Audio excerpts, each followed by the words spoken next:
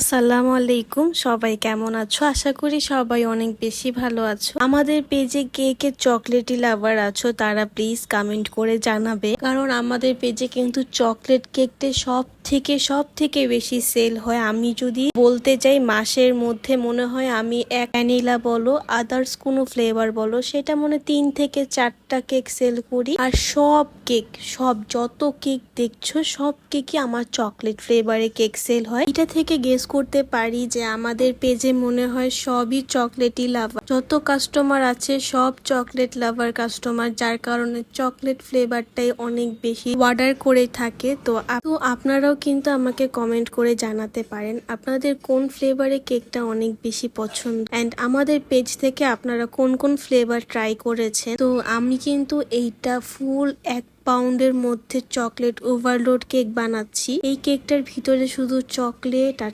উপরে যেরকম চকলেট পাবে ভিতরেও কিন্তু ঠিক ওরকম ডিপ একটা চকলেট গানাশের কোট পাবে, ডিপ একটা চকলেট চিপসের একটা কোট পাবে, এন্ড চকলেট ক্রিম থাকবে। সবকিছু মিলিয়ে কিন্তু অনেক চকলেট যাচ্ছে। আর আপনারা যারা বলেন না যে আপু চকলেট ওভারলোড কেকটার এত প্রাইস কেন, আসলে নর্মাল কেক থেকে এই কেকের চকলেটের পরিমাণ 4 থেকে 5 গুণ বেশি, যার কারণে এটার প্রাইসটাও একটু আপ হচ্ছে। তো আমি এখানে কিছু ফ্লাওয়ার দিয়ে নিচ্ছিলাম, রোজ M1 নজেলটা দিয়ে ফ্লাওয়ার গুলো দিয়েছিলাম, অ্যান্ড উপরে 12 পিসের চকলেট বার থাকবে, যেটা কিন্তু বাচ্চারা